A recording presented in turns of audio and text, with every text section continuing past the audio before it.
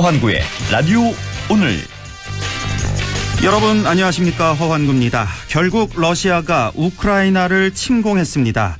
현지 시각 오늘 새벽 푸틴 러시아 대통령은 우크라이나에 대한 군사작전 개시를 선언했고요. 그 직후 우크라이나의 수도 키예프를 비롯한 곳곳에서 연쇄적인 폭발이 목격됐습니다. 러시아 언론에 따르면 러시아 국방부는 고정밀 무기를 이용해서 우크라이나의 군사 기반 시설을 공격 중이라며 고정밀 무기에 의해 군사 기반 시설과 방공체계, 군사 공항, 우크라이나 항공기가 망가졌다고 발표했습니다.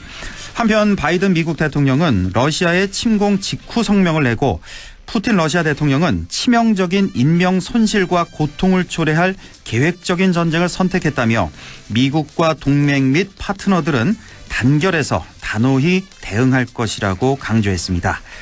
러시아의 우크라이나 침공이 시작되자 주식과 원자재, 가상화폐 시장이 큰 충격에 휘청거렸는데요. 앞으로 또 어떤 파장이 몰려오게 될까요? 주목하고 대비해야겠습니다. 2월 24일 목요일 라디오 오늘 광고 듣고 시작합니다.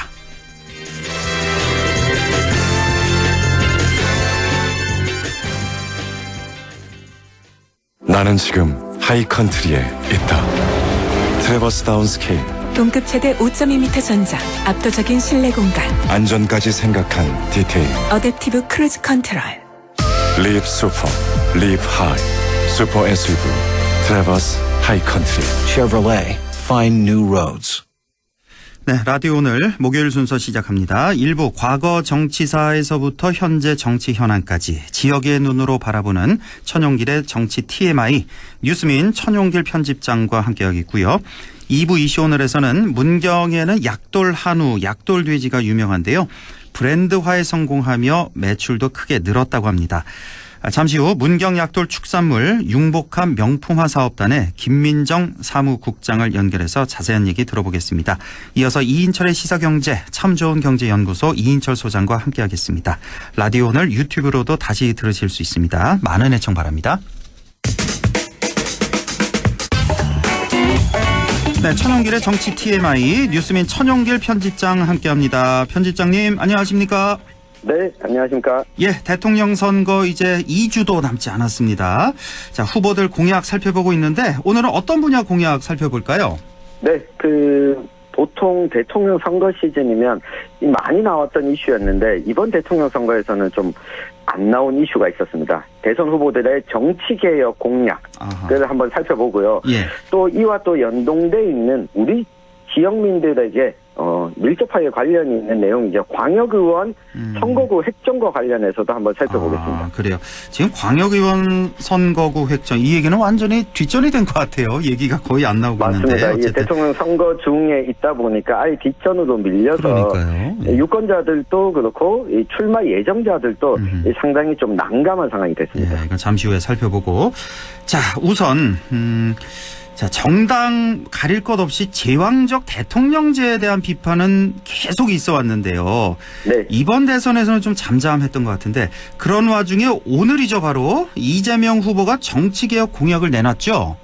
네, 오늘 송영길 민주당 대표가 또 입장을 밝혔고 이재명 더불어민주당 이 대선 후보가 이 정치개혁 관련한 공약을 내놨는데 내용을 정리하면 한 4가지 정도로 요약할 수 있겠습니다. 4가지, 예. 네, 일단은 우리가 지난번 국회의원 선거를 치르면서 많은 갈등이 있었던 연동형 비례대표제, 예. 위성정당을 방지한 가운데 연동형 비례대표제를 적극적으로 도입하겠다라고 밝혔고 이거는 정의당의 오래된 주장이었잖아요. 연동형 비례대표제는. 맞습니다. 그렇죠? 예. 정의당의 주장이기도 했고 이번에 안철수 국민의당 후보도 이와 관련해서 입장을 좀 내놨던 주장입니다. 예.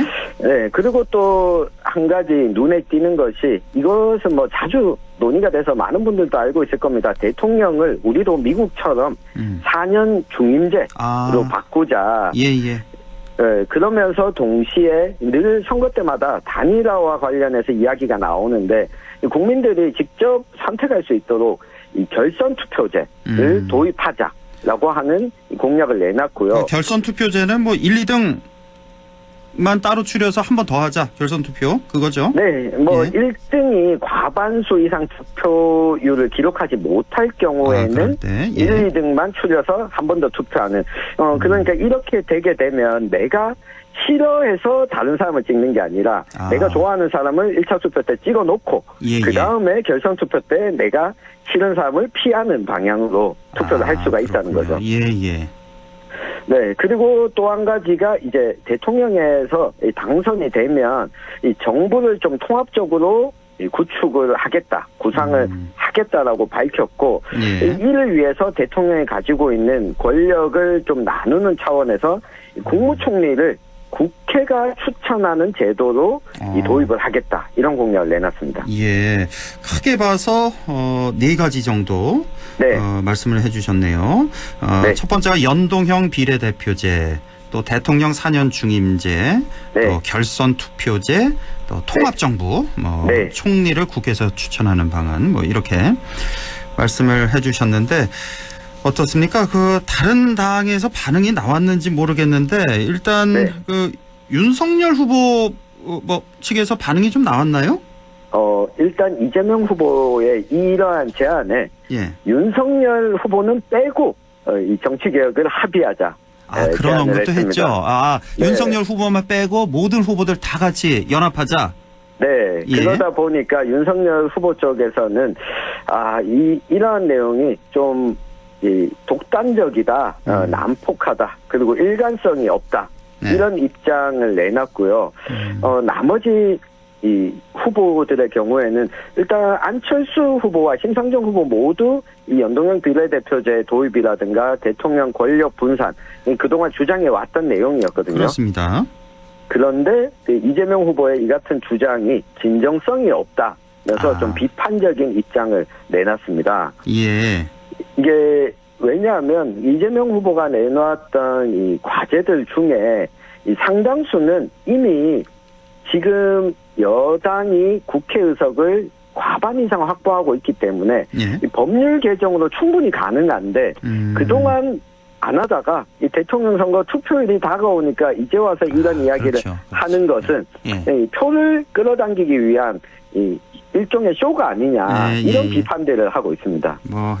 이 이재명 후보 측의 정치 개혁 공약에 대해서 윤석열 후보 측은 당연히 평가절하할 거고요.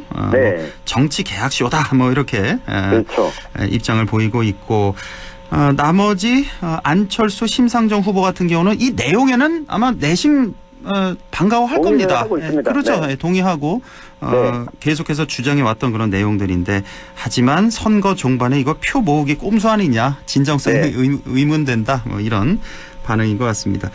자, 이렇게 대선을 치르면서도 변화가 필요한 부분이 계속해서 나오고 있죠. 네, 이 공약들을 보면 이 다른 후보들도 그렇고 우리 대통령 선거 치르면서 얼마 전에 지금 공식 선거 운동의 TV 토론회가 열리지 않았습니까? 예. 그런데 이제 4명의 후보들만 초청 토론회를 열고 나머지 후보들은 이 연설만 하는 토론회가 한 차례 열렸습니다. 예. 이 초청 대상 후보 토론회는 아직 2번이 더 남아 있었는데 예. 이 비초청 대상 후보들 가운데 10명 중에 2명은 참석을 하지 않았습니다. 예. 네, 참석을 안 했던 후보가 새로운 조원진 물결당의 후보? 네, 김동연 후보와 그리고 우리공화당의 조원진 후보인데 예. 이 조원진 후보가 내놓은 이 성명을 보면 좀 참조할 만한 부분도 있어 보입니다. 어떤 거냐면 그 선거 기탁금은 동일하게 내고 예. 이 동일하게 냈는데 만약 사람 숫자가 너무 많아서 토론을 할 수 없다면 조건을 두는 것은 이해가 가지만 이 선거 후보 토론의 숫자 자체, 이 초청 후보는 3번 하는데 비초청 후보는 이렇게 자신의 정책을 알릴 수 있는 기회가 한 번밖에 없거든요. 한 번만 있는 거군요. 네, 한 번만 있고 그리고 워낙 많고 사람이. 네, 워낙 많기도 하지만 방송 시간도 우리 초청 대상 후보 토론회는 맞아요. 저녁 8시 황금 시간대에 하는데 이 비초청 후보들의 경우에는 이게 시간이 11시에 했거든요. 저녁 11시다 보니까 이렇게 기회 자체를 그동안 많이 받았던 사람들보다 덜 받게 덜 주는 것은 이건 공정하지 못하다 이런 비판을 해왔는데 이런 부분은 우리가 선거제도와 관련해서도 좀 귀담아 들어야 할 부분이 아닌가 싶고요. 또 더불어서 지금 공식 선거운동이 시작됐지만 유권자와 국민들은 이미 1년 전부터 이 선거운동이라고 하는 피로감을 실제로 많이 느끼고 있지 않습니까? 그래서 지금 공식 선거운동 기간이 3주 정도다 보니까 그 전과 그 이후 공식 기간의 차이가 도대체 뭐냐. 오히려 이 제한을 조금 풀어줌으로 인해서 공식 선거운동 기간에 뭐 유세 차량을 튼다거나 선거운동원들이 뭐 춤을 춘다거나 이런 방식이 아니라 일상적으로 좀 선거운동을 할 수 있도록 한 게 좋지 않냐. 라고 하는 부분도 뭐 제기가 되고 있고요. 무엇보다도 선거 때마다 계속해서 제기되는 우리 후보 간 단일화 이 문제를 좀 해결하려면 이재명 후보가 오늘 제안도 했지만 적어도 다른 제도는 아니더라도 결선 투표제만큼은 우리가 좀 빨리 도입하는 것이 여러 피로감들, 이 비용들을 줄일 수 있는 방법이 아닐까 싶습니다. 하기야 단일화라는 이 쟁점을 두고 얼마나 이게 피곤합니까 서로. 네, 국민들 또 유권자들 입장에서도 정책과 공약을 살필 보도를 봐야 되는데 단일화 관련해서만 이야기가 나오다 보니까 정책과 공약이 약간 뒤로 밀려나는 거죠. 그러니까 이 단일화 그 당사자들도 피곤하죠. 보는 국민들도 많이 피곤하거든요, 사실. 맞습니다. 단일화 과정에서. 제가 참 질문을 빠뜨렸는데 아까 그 이재명 후보 정치개혁 공약 설명 4가지 설명을 해주셨는데 혹시 다른 후보들 정치 공약 좀 눈여겨볼 만한 게 있나요? 네, 일단 권력구조 개편 관련해서는 윤석열 후보는 이 대통령 제도, 현행 대통령 제도를 조금 개혁하겠다라고 하는 정도를 내놨고요. 그리고 이 헌법 개정은 국민적 합의와 동의가 좀 필요하다. 현행 제도를 일단은 보수하는 정도로 입장을 내놨고, 안철수 후보와 심상정 후보는 우리도 이 다당제로 가야 된다. 다당제로 가려면 선거제도 개혁이 제일 중요하다. 특히 연동형 비례대표제를 지금이라도 빠르게 도입을 해야지 그다음에 국회의 책임 총리제라든가 내각제 논의 자체도 연동형 비례대표제를 전면적으로 도입한 가운데 가능하다. 이런 공약을 좀 내놨습니다. 그렇군요. 안 후보, 심 후보는 오늘 이재명 후보의 정치개혁 공약과 좀 같은 그런 내용이 있는 것 같고. 자, 이렇게 정치개혁 공약 볼 때요. 우리 지역민들은 어떤 부분을 좀 눈여겨보면 좋을까요? 네, 그 선거구 획정 상황도 살펴봐야 되겠지만 미리 간단하게 정리를 드리면 우리 광역의원 선거구의 획정은 국회가 합니다. 그리고 기초의회 선거구 획정은 광역의회가 최종 결정을 합니다. 네, 그러다 보니까 국회 결정에 광역의회가 일정이 종속되어 있고 광역의회 결정이 기초의회에 종속되다 보니까 자연스럽게 이게 국회가 결정하는 대로 모든 게 이 딜레이, 지연이 되거든요. 우리 지역민들 입장에서는 지방자치제를 전면적으로 실시했다면 광역의회와 관련된 기초의회와 관련된 부분도 국회의 결정에 좌우되지 않도록 좀 독립적인 연구기관, 독립적인 심의기관에서 결정을 할 수 있도록 해야지 우리 지역민들 지방자치 제도가 국회의 순서에 따라서 흔들리지 않을 수 있다. 이 부분은 이번 선거가 끝나고도 관심을 좀 가져주시면 좋겠습니다. 네, 이건 몰랐어요, 사실. 그 국회의원들 선거구 획정은 국회에서 하고 이건 알고 있었는데 광역의원 선거구 획정을 국회에서 했었군요. 광역의회에서 한 게 아니라. 그리고 또 그 밑에 기초의원 선거구 획정은 또 그 바로 위에 광역의회에서 정하고. 좀 뭔가 안 맞는 것 같은데요. 그러다 보니까 광역의회 선거구 획정이 되지 않으면 기초의회 선거구 획정도 진행을 할 수가 없습니다. 지금 뭐 당연히 광역의원 선거구 획정 안 된 상태고 얼마 안 남았는데 선거가 이제 한 석 달 가까이 남았군요.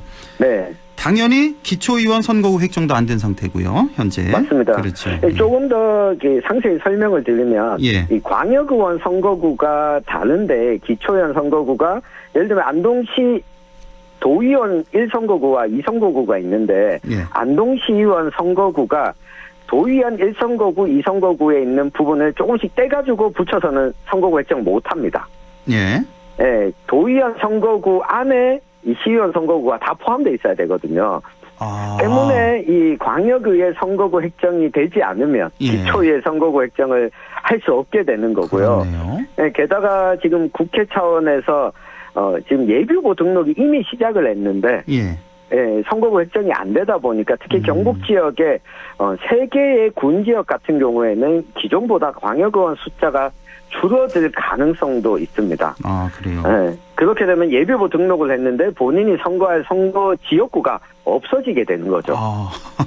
네, 근데 뭐 유권자들 입장에서도 이 부분은 헷갈릴 수밖에 없고요. 예. 지금 또 대통령 선거를 치르다 보니까 대통령 선거 운동이 끝나기 전까지는 예비 후보를 좀 등록하지 못하도록 이 국민의힘이나 더불어민주당에서는 좀 단속을 하고 있어서 우리 유권자들 입장에서는 지역에서 중요한 선거에 대해서는 좀 살펴볼 수가 없는 상황이 이어지고 있습니다. 그럼 지금 뭐 광역의원, 기초의원 선거구 획정은 대선 끝나야 가능하겠네요? 그렇습니다. 이 대선이 끝나야 되고요. 게다가 그 선거구 비율 조정 때문에 농촌 지역에 배정된 광역의원 숫자 자체가 지금 줄어들 여지가 있거든요. 이렇게 되면 경북도 내에서도 이 포항의 경우에는 도의원이 8명이나 있습니다. 그래요? 네. 근데 이 격차가 더 커지게 되면 좀 큰 도시와 소도시 그리고 이 군 지역 간에 좀 여론을 반영할 수 있는 편차가 더 커져서 그러네요. 수도권과 지방 간의 격차뿐만 아니라 같은 경북 안에서도 이 격차가 벌어질 수 있는 부분이 있어서 우리 국회가 지금 이런 일을 좀 신경 써서 해주셔야 됩니다. 너무 뭐 인구에만 비례해서 할 것이 아니라 지역 안배도 좀 필요하다 이런 말씀이시고요. 네. 예, 알겠습니다. 아유, 시간 다 돼서요. 오늘 여기까지만 할까요? 편집장님. 네, 알겠습니다. 예, 고맙습니다. 네, 고맙습니다. 네, 지금까지 정치 TMI 뉴스민 천용길 편집장과 함께했습니다. 라디오 오늘 잠시 후 2부에서 뵙겠습니다.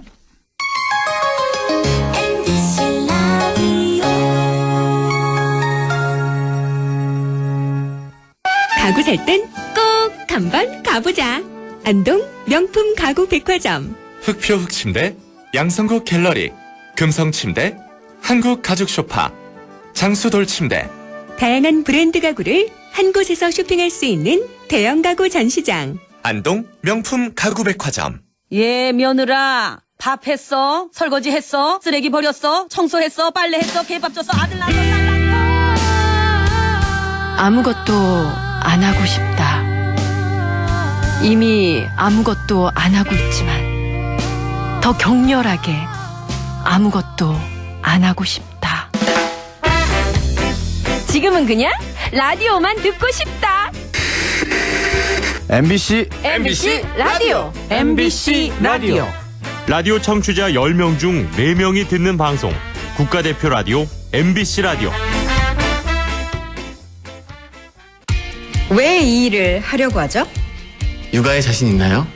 어른도 잘 모실 수 있고 그 약속 지킬 수 있죠?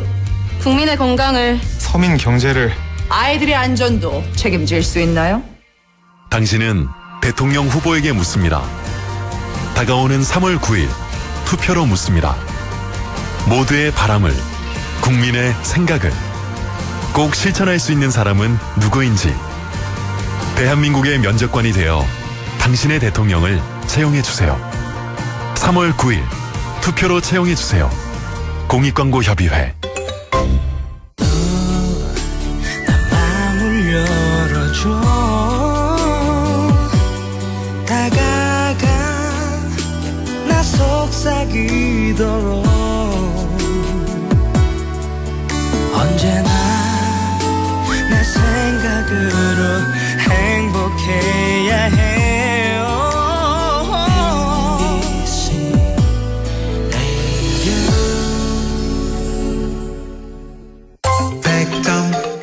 MBC 라디오. 네, 6시 24분 40초 지나고 있습니다. 이슈 오늘 시작합니다. 문경시의 문경 약돌 브랜드육 누적 매출액이 400억 원을 넘기고요. 또 지난해와 비교해서 문경 약돌 한우는 89%나 약돌 돼지는 22% 매출이 증가했다고 합니다. 문경 약돌 축산물의 인기 비결이 궁금한데요.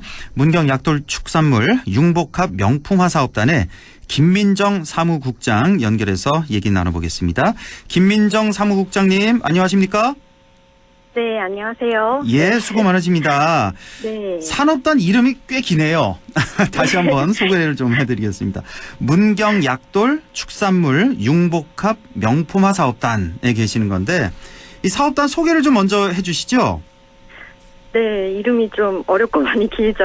예. 네, 저희 사업단이 농림축산식품부에서 진행하는 저희 향토산업 육성 사업으로 2018년에 선정이 되어 만들어졌고요. 예. 저희 사업단 이름 그대로 문경약돌 사료를 기반으로 브랜드화된 문경약돌 한우와 문경약돌 돼지를 더욱 명품화하고 저희가 더 나아가서 HMR 제품이나 소시지, 햄 같은 2차 가공품으로 개발해서 판매, 홍보하는 산업화, 그다음에 체험 등을 더해서 고부가가치화까지 이루는 것을 목표로 다양한 사업들을 진행하고 있는 곳입니다. 예. 특히 저희 약돌 한우와 돼지를 키우시는 축산 농가들의 소득 향상이 지속될 수 있도록 저희가 선순환 시스템을 구축하고 또 지역 경제 활성화에 기여하는 시스템으로 구축될 수 있도록 사업을 진행하는 것이 저희 사업단이 가장 신경 쓰는 부분이기도 합니다. 그렇군요. 네. 글쎄요. 문경 약돌 한우, 문경 약돌 돼지를 많이 드셔서 그런가 목소리가 참 좋으세요. 사무국장님. 감사합니다. 네네. 예. 자, 문경의 대표 축산물 브랜드. 네. 사실 이 문경 약돌 돼지가 먼저 있었죠, 브랜드가. 네, 저도 맞습니다. 그 전부터 꽤 오래 네. 몇십 년 전부터 들었던 것 같은데 문경 약돌 한우는 좀 최근에 생긴 것 같고요. 네, 그렇습니다. 그렇죠. 예. 자, 그런데 매출액이 조금 전에도 설명을 잠깐 드렸는데 네. 2년 연속 크게 늘었고 특히나 문경 약돌 한우 같은 경우는 89%나 늘었어요. 네, 그렇죠. 네. 예. 좀 자세히 소개를 좀 해주실까요? 네, 저희가 원래 약돌 그 브랜드 매출액이 저희가 2019년에는 총 216억에서 2020년에는 309억, 그 다음에 2021년에는 409억으로 늘어났고요. 이게 한우와 한돈 다 합친 거죠? 네, 이거는 합친 거예요. 예. 네, 그리고 문경 약돌 한우는 20년에 저희가 46억에서 21년도에는 87억으로 89.9% 이렇게 크게 늘었고요. 예. 네네. 돼지는 20년에 263억, 그 다음에 21년에는 322억으로 22% 정도 저희가 늘어났습니다. 그러니까 네네. 매출액 자체는 문경 약돌 돼지가 높군요. 높은데 네, 아무래도 증가율이 약돌 네. 한우가 상당히 높고. 예. 네, 그렇습니다. 자, 이렇게 매출액이 늘어나게 된 원인 어떻게 분석하고 계세요? 네. 저희가 이제 2018년도에 향토 사업 육성 사업을 통해서 이제 저희 사업단이 구성이 되면서 사실 문경시와 약돌 축산 농가, 그 다음에 약돌 축산을 또 유통하는 곳, 이런 약돌 축산물 관계자들이 함께 이렇게 조직화가 되었거든요. 그러면서 이제 조직화된 그 단체들이 저희가 치열하게 이렇게 노력한 결과라고 생각하고요. 특히 저희가 향토 사업을 통해서 문경 약돌 축산물의 거점이 되어줄 저희가 문경시 호계면에 문경 약돌 축산물 종합유통센터를 건립을 했습니다. 그래서 종합유통센터의 1층에 저희가 문경 약돌 축산물 판매장을 두고 있고요. 2층에는 체험장, 그다음에 바로 옆에는 저희가 문경 축협에서 운영하는 문경 약돌 한우 프라자가 함께 있거든요. 거기서 이제 저희가 시너지 효과가 난 부분이 가장 컸던 것 같고요. 네, 그 밖에 저희가 문경 장터 약돌 며느리라는 저희 네이버 밴드의 비즈니스 밴드 운영을 하고 있습니다. 그래서 비대면 온라인 홍보 판매도 거기서 또 진행을 하고 있고요. 그다음에 전국적으로는 저희가 메가쇼 같은 식품 박람회를 참가를 해서 오프라인 홍보 판매까지 저희가 적극적으로 홍보와 마케팅한 결과로 분석을 하고 있습니다. 그러니까 뭐 시설 투자도 많이 하시고 또 홍보 마케팅 열심히 하시고 우리 김민정 사무국장님이 열심히 하셨네요. 작년에. 감사합니다. 예. 그리고 다 같이 열심히 했습니다. 작년에도 한우 값이 많이 올랐잖아요. 이것도 좀 매출 신장에 좀 한몫한 것도 같고. 네, 어떻습니까? 그런 그렇죠. 부분도 그것도 좀 무시할 수는 없을 것 같고요. 예. 자, 우선 문경 약돌이란 게 무엇인지 좀 설명해 주셨으면 좋겠어요. 어떻게 해서 이 문경 약돌을 축산물 브랜드화 시키게 된 건지요?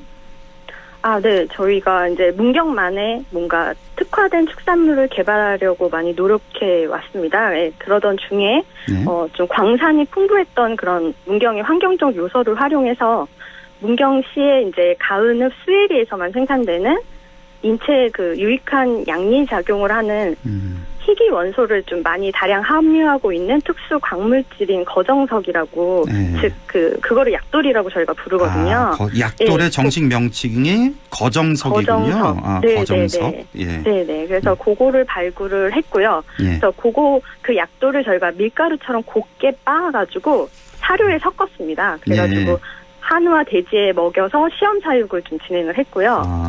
거기서 저희가 이제 식용 안정성과 축산물의 물리적, 관능적 품질이 미치는 영향이 검증이 되어서 저희가 이렇게 브랜드화 시키게 되었습니다. 그렇군요. 예, 우리 인체에 좋은 성분인 약돌, 거정석을 갈아 먹인 문경 약돌 한우, 문경 약돌 돼지인데 이번 기회에 잠깐만 좀 자랑 한번 좀 더 해주시죠. 많은 분들 알고 계시겠지만. 네네. 정말 문경약돌 한우와 문경약돌 돼지는 문경시에서 체계적으로 관리하는 믿을 수 있는 명품 축산 브랜드이며 무항생제와 해썹 인증으로 철저히 관리되는 깨끗하고 믿을 수 있는 축산 브랜드입니다. 그리고 인체에 유익한 필수 미네랄을 많이 함유한 약돌을 먹여서 고기가 자연 조미된 듯 맛있고 육질이 탱탱하고 쫄깃하면서 또 풍부한 육즙과 풍미까지 느낄 수 있어서 특별한 맛을 경험하실 수 있습니다. 꼭 한번 드셔보시길 강력히 추천합니다. 저녁밥을 제가 미리 먹었거든요. 밤까지 또 근무를 해서. 근데 또 배가 고파오네요. 말씀 들어보니까. 그죠. 고기를 드셔야 힘이 납니다. 네. 게다가 고기를 먹었어요. 또 오늘 반찬 고기 나왔는데도 또 배가 고파지네요. 자, 문경 약돌 브랜드화를 위해서 그동안 많은 노력 기울여 오셨을 텐데 그동안에 어떤 전략을 추구해 오신 거예요? 네. 여러 가지로 저희도 고민을 하고 이제 진행을 했는데 첫 번째로는 저희가 전국적으로 브랜드 유기 보통 이제 횡성 한우나 제주 흑돼지, 보성 녹돈 이런 식으로 한우 브랜드하고 돼지 브랜드가 별도의 브랜드인 경우가 거의 대부분이거든요. 보성 녹돈도 있나요? 녹차 먹인 돼지? 네네, 돼지 있는 걸로 저도 알고 있는데. 그래요? 네네. 문경 약돌 한우와 문경 약돌 돼지처럼 한우와 돼지가 같은 브랜드를 갖고 있는 경우는 되게 희귀하고 특별한 경우라고 하더라고요. 그래서 또 약돌이라는 또 저희가 희귀한 원료를 또 첨가한 사료를 사용하는 부분도 그렇고요. 그래서 그런 특별함을 좀 잘 알릴 수 있는 게 되게 중요하다고 저희가 생각해서 문경 약돌 한우와 돼지의 통합 브랜드를 개발하였습니다. 그래서 그 통합 브랜드를 개발해서 홍보 리플렛이라든지 판촉물 같은 걸 제작하여서 배포하고 또 저희가 라디오 광고도 진행했습니다. 안동 MBC에. 그렇습니까? 라디오 광고도 좀 꾸준히. 갑자기 생각이 안 나네요. 저희 문경에 가면 이런. 기억나요. 문경에 가면 약돌 한우 있고. 네네. 이왕이면 저희 라디오 오늘 프로그램에 좀 협찬해 주시는 거 어떨까요? 6시 한 25분쯤에 나가는. 네, 알겠습니다. 그거 좀 건의해 주세요. 저희가 검토해 보겠습니다. 그래서 라디오 광고를 비롯한 저희가 적극적인 언론 홍보도 진행했고요. SNS 구축이라든지 운영을 통해서도 또 통합적인 마케팅 활동을 집중 진행했습니다. 지금 라디오 광고 말씀하셔서 그런데 우리 지역 이 브랜드 있잖아요. 이거 알리는 데는 안동 MBC 라디오 광고가 최고입니다, 정말. 무한 반복에다가 보너스 광고도 많이 틀어드리니까요. 네, 맞습니다. 저희 감사히 잘 진행 많이 했고요. 그래서 또 진짜 기회가 되면 또 진행할 예정입니다.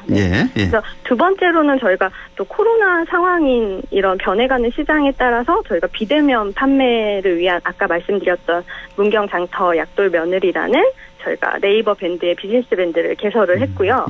거기서 저희가 삼겹살 데이 이럴 때 이제 문경에 나오는 미나리와 저희 약돌 삼겹살을 세트로 구성해서 판매를 한다거나 또 문경에는 없는 그런 포항의 돌문어나 서해 키조개 관자라든지 이런 것들이랑 저희 약돌 한우랑 약돌 삼겹살 이런 것들과 또 오미자 명이절임 이런 것들을 삼합으로 구성을 해서 저희가 판매를 했습니다. 그래서 많은 좀 호응도 얻었고요. 그래서 이런 저희가 상품 구성에서도 좀 특별함을 더해서 기존의 브랜드 유가는 좀 차별화하는 전략을 지금 추구하고 있습니다. 그렇군요. 예.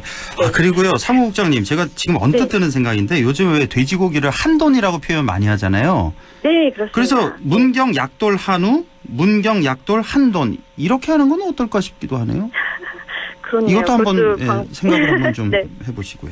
네, 알겠습니다. 예. 네, 좋은 아이디어 감사합니다. 네. 네, 자, 문경 약돌 축산물 브랜드를 널리 알리는 것도 중요하지만요. 그 상품 가치를 꾸준히 유지하는 거, 이게 더 중요한 거 아니겠습니까?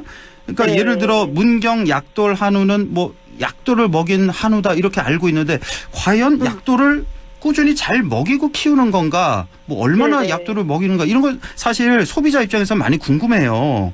네, 지금 어떻게 관리하고 계십니까? 이런 부분을? 네, 저희도 그 부분이 되게 중요하다고 생각하고 품질이랑 직결되는 부분이고 중요하다고 생각해서 이 부분에 대해서는 문경시에서 저희가 문경 약돌 돼지와 문경 약돌 한우 상표와 특허 사용 및 육성에 관한 조례가 규정되어 있습니다. 그래서 규정에 따라서 분기별로 저희가 사료 업체와 약돌 광산의 약돌 투입량을 보고를 받고 있어요, 시에서. 네. 그래서 유통업체로부터도 또 매출이랑 농장별 도축 두수 같은 것들을 보고를 받아서 그거를 저희가 크로스 체크를 합니다. 그래서 정확하게 약돌이 투입되도록 관리를 하고 있거든요. 예, 또 그것뿐만 아니라 저희가 또 현재 이제 문경 약돌 축산물을 유통할 수 있는 상표권 그 사용 업체도 저희가 지정을 합니다. 그래서 문경 약돌 한우는 한 곳, 문경 약돌 돼지는 현재 3곳을 지정해서 저희가 유통 그 상표권을 사용할 수 있게 하고 있고요.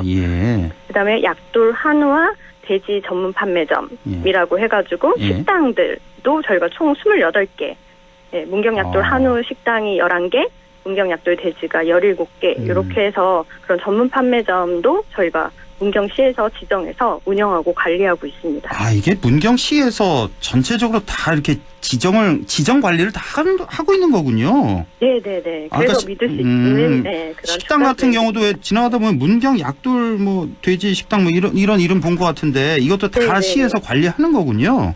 네, 그렇습니다. 아무나 이 문경 약돌이라는 브랜드를 붙일 수 없는 거군요. 네, 그렇습니다. 알겠습니다. 자, 그리고 또 하나가 저도 이거 사실 처음 봤는데 샤퀴테리라는 말이 있어요. 문경 샤퀴테리 아카데미도 운영하신다는데 이건 뭡니까? 네, 이제 기존에 이제 저희가 그 고기라 하면 신선육 그냥 일반 고기 뭐 삼겹살 이런 신선육을 위주로 판매가 하는 게 요즘에 대세였다면 최근에는 식육 가공이 되게 전문화되고 있고 대중들도 관심이 되게 높아지고 있어요. 그래서 그런 트렌드에 맞춰서 저희가 저희 아까 말씀드렸던 문경 약돌 축산물 종합유통센터 2층에 그 체험장을 저희가 수제 소세지나 햄류 이런 거를 육가공을 이르는 그런 용어거든요. 샤퀴테리가 육가공품. 네, 그래서 그런 거를 교육하는 곳으로 저희가 사용을 하고 있고요. 그래서 그 문경 샤퀴테리 아카데미에서는 저희가 약돌 한우와 돼지를 활용해서 소시지라든지 반려동물 간식, 그다음에 뭐 육포 다식 같은 저희가 기초적으로 할 수 있는 원데이 클래스를 운영을 하나 하고 있고요. 그다음에 초리조라든지 잠봉 같은 그런 요즘에 가장 유행하는 고급 소세지 햄류, 그다음에 바비큐 이런 것들을 이론과 실습까지 진행할 수 있는 심화반도 저희가 진행을 하고 있거든요. 그래서 이게 전국적으로 저희가 신청을 좀 많이 해주고 관심도 높아서 저희도 많이 놀라고 있습니다.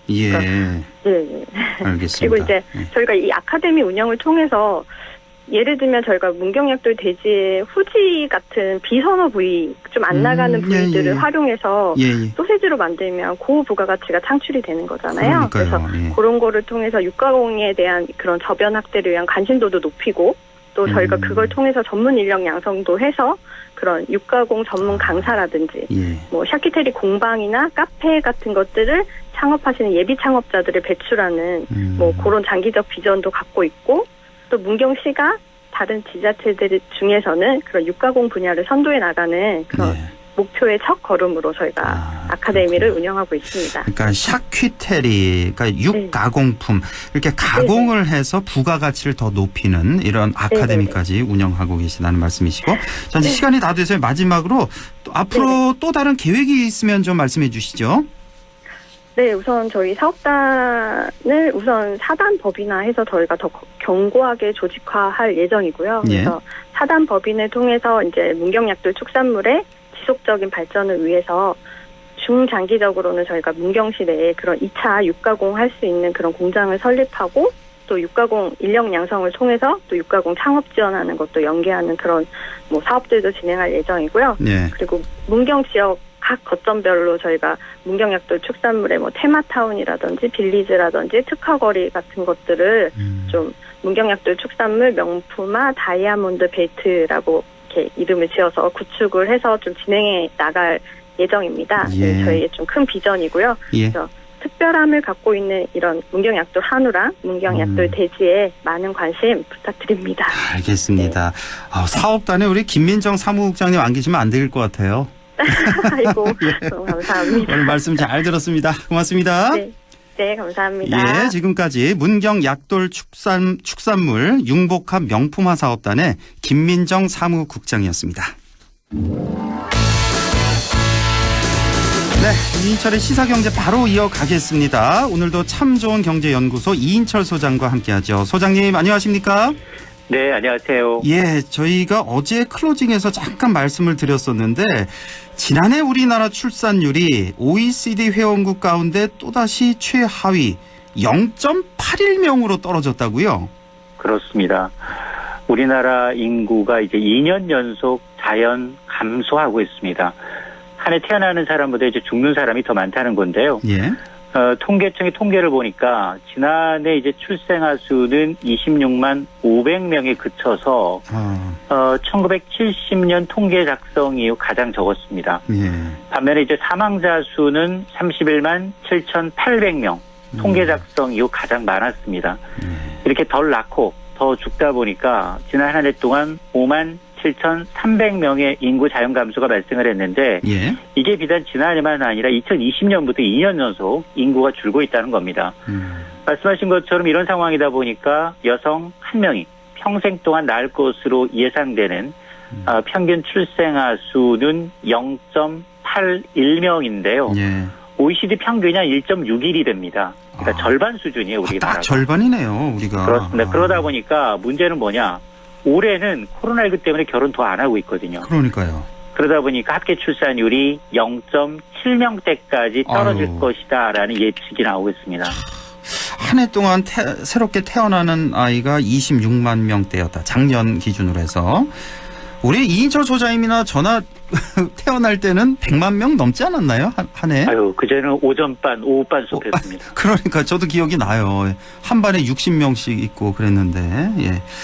자, 이렇게 저출생 얘기 나오면 꼭 따라오는 게 고령화라는 단어인데, 이건 세트로 이렇게 따라붙는 것 같은데, 우리 인구 고령화도 더욱더 빨라지면서 50년 후에는 약 2070년쯤 되면 청년 인구가 반토막이 날 거로 예상이 된다고요? 그렇습니다. 자, 우리나라 전체 인구 연령의 중간값을 의미하는 이제 중위 연령을 따져봤더니 2020년만 하더라도 한 43.7세 청년 정도 됐어요. 근데 앞으로 이제 50년 후 2070년이 되면 62.2세가 청년이라는 겁니다. 그렇습니까? 그렇습니다. 근데 문제는 뭐냐? 이 60세 이상 노인을 부양해야 되는 이제 청년 인구는 2070년이 되면 500만 명 아래로 떨어져서 2020년에 절반 아래로 감소한다는 겁니다. 자, 이런 뭐가 문제가 되느냐? 그러면 이 생산 가능 인구, 즉 일하는 사람, 만 15세부터 64세의 인구가 노인을 부양해야 되는데요. 2070년이 되면 한 명당, 청년 한 명당 노인 1.2명 정도를 이제 부양해야 한다라는 의미거든요. 근데 지금 보면 우리나라가 지금 2006년부터 저출산 대책해서 약 거의 한 400조 가까운 돈을 썼거든요. 근데 결국 실패했다라는 건데요. 물론 뭐 지금처럼 뭐 현금성 지원, 뭐 아동수당 주고 출산장려금 주고 뭐 이런 지원도 물론 중요합니다. 근데 이제 이 결혼부터 시작을 해서 출산, 육아, 교육, 취업과 주거 등 이 모든 분야를 좀 유기적으로 아우르는 근본적인 해법이 좀 나와야 되는 게 아니냐. 취직하기 쉽고 내 집 마련하기 쉽고 자녀 교육시키기 쉬운 환경이 조성이 되면 뜯어 말려도 결혼하고 아이 낳는 문화가 자연스럽게 형성될 것이다라는 겁니다. 그러니까 이 문제만 확실히 해결할 수 있는 사람이 나온다면 무조건 대통령이 될 텐데 이 출생이라는 거 정말 우리 특히나 경제도 그렇죠. 사회적으로도 모든 분야가 다 이렇게 연관이 돼 있기 때문에 정말 해결하기 쉽지 않은 그런 문제인 것 같습니다. 자, 지금 미혼인 20대와 30대 무주택자 중에서 그중에서 한 10명 가운데 한 7, 8명 정도는 내 집은 꼭 소유해야 한다. 이렇게 생각하는 것으로 나타났다고요? 그렇습니다. 이제 초가 삼간이어도 내 집이라면 마음이 편하겠죠. 네. 또 미혼 청년도 비슷했습니다. 국가연구원이 이제 2030 미혼 청년의 주거 여건과 주거인식 보고서를 발표했는데요. 전국에 거주하는 만 20세 이상 39세 이하 미혼 청년 3,009명을 대상으로 했습니다. 네. 무주택 미혼 청년 가운데 77%는 내 집을 꼭 소유해야 한다라고 답변을 했는데 근데 실제 상황은 어떠냐. 14.5%만 본인 소유 주택이 있었고요. 나머지 85%는 무주택자였습니다. 그리고 이제 이들 가운데서도 특히나 독립한 이 청년들 가운데서도 부모에 기댄 청년이 좀 많았는데 한 42%는 부모로부터 경제 지원을 받고 이제 독립을 했는데 독립한 청년들 어떤 이제 주거 형태에 살고 있느냐. 보증부 월세가 44% 비중으로 가장 높았습니다. 그러니까 돈 모으기는 더욱더 힘들어지는 거고. 그러니까 한 77% 정도 20, 30대 미혼 청년 중에 77%는 내 집을 꼭 소유해야 한다 이렇게 생각은 하지만 그 가능성에 대해서는 상당히 부정적으로 나타났다고요? 맞습니다. 지금 현재 본인의 소득과 자산을 고려하면 10년 이내 주택을 소유할 수 있다라고 응답한 비율은 42%에 그쳤습니다. 네. 미혼 청년 절반 이상은 내 생에 주택 구입이 불가능하다라고 보고 있다는 건데요. 그러면 주택 소유가 불가능하다면 이 주거 어떻게 해야 되겠느냐 선택지를 꼽았더니 누구나 오랜 기간 거주할 수 있는 공공 임대주택이 좀 필요하다라는 답변이 가장 많았습니다. 특히 이번 조사 대상에서도 어떤 주택에 관련돼서는 특히 부모의 경제적 지원에 기대는 성향이 굉장히 좀 높아지고 있어서 부모 세대의 소득이나 자산 격차가 그대로 자녀 세대에 대물림될 가능성을 좀 시사하고 있는데 따라서 이제 부모 도움 없이도 미혼 청년들이 적정한 주거를 마련할 수 있는 어떤 토대를 마련하는 것이 좀 필요해 보입니다. 그렇습니다. 자, 금융당국이 현재 5천만 원인 예금자 보호 한도, 이 한도를 증액하는 방안을 검토하고 있다고요? 그렇습니다. 이 예금자 보호법에 따라서 이제 우리나라는 2001년부터 은행이 망해도 예금보험공사가 원금과 이자 합쳐서 한 은행당 5천만 원까지 보호해주고 있습니다. 그런데 지금 20년 가까이 이렇게 유지가 되다 보니까 지금 자산 가치가 많이 올랐거든요. 이 한도를 1억 원으로 상향하는 방안을 검토하겠다는 겁니다. 금융당국이 지금 예금보험제도 개선 간담회를 가졌는데요. 이 자리에서 고승범 금융위원장이 현재 우리나라의 뭐 GDP 규모라든가 한도를 좀 보게 되면 이런 금융산업 환경과 변화에 맞춰서 이걸 좀 재점검할 필요가 있다라는 겁니다. 실제로 국정감사 자료를 보게 되면 국내 1인당 이제 GDP 대비 예금자 보호 한도를 봤더니 주요 선진 7개국과 비교했더니 우리가 반토막이라는 겁니다. 그러다 보니까 이 5천만 원 한도가 너무 낮고 예전에 이제 저축은행 사태 기억하시겠습니다만 5천만 원 넘게 되면 그걸 다 모두 손해를 보는 상황이거든요. 그래서 보호 한도를 이제 1억 원으로 좀 늘리는 방안에 대해서 적극 검토하고 있는데 어쨌든 금융당국은 뭐 연구 용역 결과 또 업계 의견 수렴 과정을 거쳐서 내년 8월 말까지 제도 개선 방안을 마련하기로 했습니다. 예금자 보호 한도 5천만 원에서 1억 원까지 늘리는 방안 검토하고 있다는 소식이고. 자, 오늘 얘기는 시간이요. 오늘은 여기까지만 말씀 나눠야겠네요, 소장님. 네, 알겠습니다. 예, 다음 주에 고맙습니다. 뵙겠습니다. 예, 자 지금까지 참 좋은 경제연구소 이인철 소장과 함께했습니다.